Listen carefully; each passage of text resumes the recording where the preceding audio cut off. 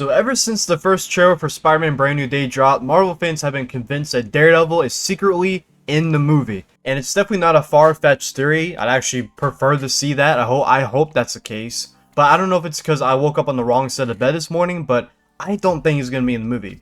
So we see Spider-Man fighting the hand ninjas in the trailer inside a prison. And the movie has a darker New York setting, the Punisher's in the movie, street level crimes everywhere. So on paper, this feels like the perfect Daredevil movie crossover. But I'm starting to think Marvel and Sony want us to believe that Daredevil's in this movie, even if he actually isn't.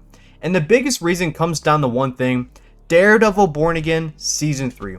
Because if you really think about the timeline Marvel seems to be building, Matt Murdock may physically not be available during the events of Brand New Day.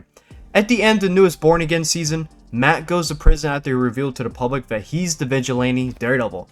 That immediately changes everything, because now fans assume, oh, Spider-Man's prison scene must connect to Daredevil. But I actually think the opposite may be true.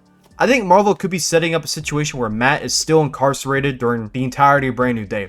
And if that's the case, then the prison sequence in the Spider-Man trailer may have absolutely nothing to do with Daredevil directly. Instead, it may revolve around Scorpion. Because remember, Matt Gargan was last seen in prison back all the way in Spider-Man Homecoming.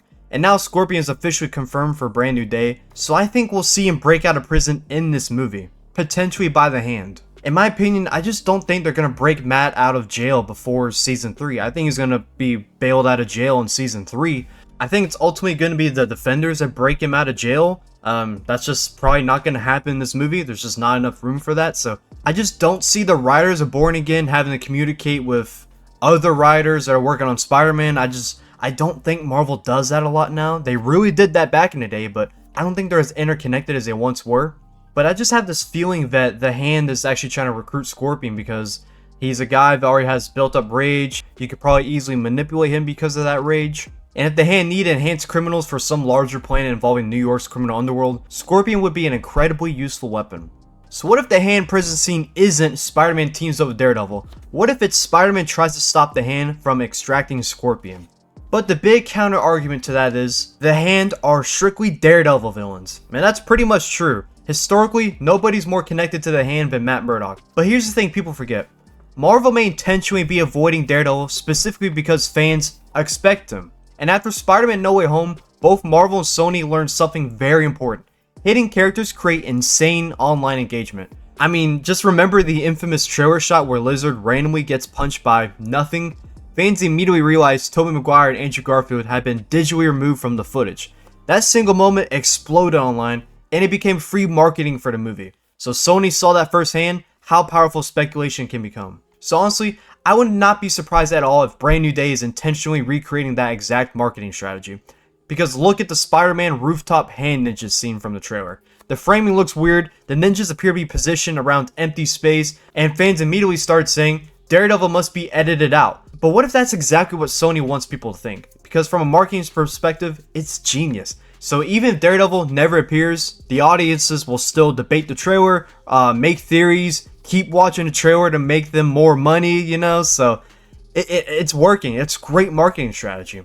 And also make sure to check out my last video where I debated who I actually think is in that shot. I think I brought up 6 potential characters, so make sure to go check that video out. But I'm not saying Daredevil can't appear at all. It's a perfect setup with him showing up as Peter Parker's lawyer back in No Way Home and then ends up in jail at the end of Born Again Season 2. So the setup is there, and so I'll give it like a 40% chance of happening. But I do not think Daredevil is secretly co-starring this movie, the way fans expect. Because thematically, Brand New Day feels like Marvel trying to isolate Peter Parker completely. No Avengers, no multiverse Spider-Man, just Peter surviving New York alone. And giving Spider-Man a full-time Daredevil partner would honestly weaken that concept. Adding the Punisher in the story makes complete sense because he's going to play with Peter's morals by being the devil on his shoulder, encouraging him to kill his enemies. Meanwhile, Daredevil has the same values as Peter Parker, so having the Punisher, Daredevil, and Spider-Man in the same movie kind of defeats the solo Spider-Man movie idea. However, if we get all 3 in this movie, it would be one of the best moments in the MCU for me. These are 3 of my favorite Marvel characters, and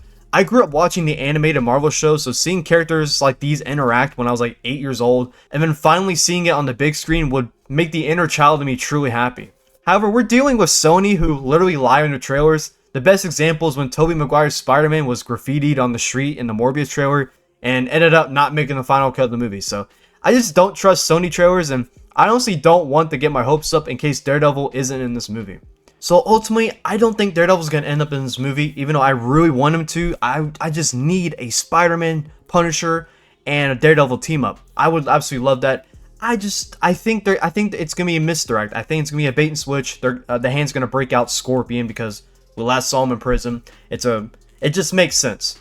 And plus, I think they're gonna resolve everything Daredevil in season 3 of his show. I just find it hard to believe that the writers for Spider-Man and Daredevil are on the same page in current 2026 Marvel. But that's my take on this. Make sure to like, subscribe if you enjoyed the video, and comment down if you think Daredevil will be in this film or any other potential characters. And as always, thank you guys for watching, and God bless you all.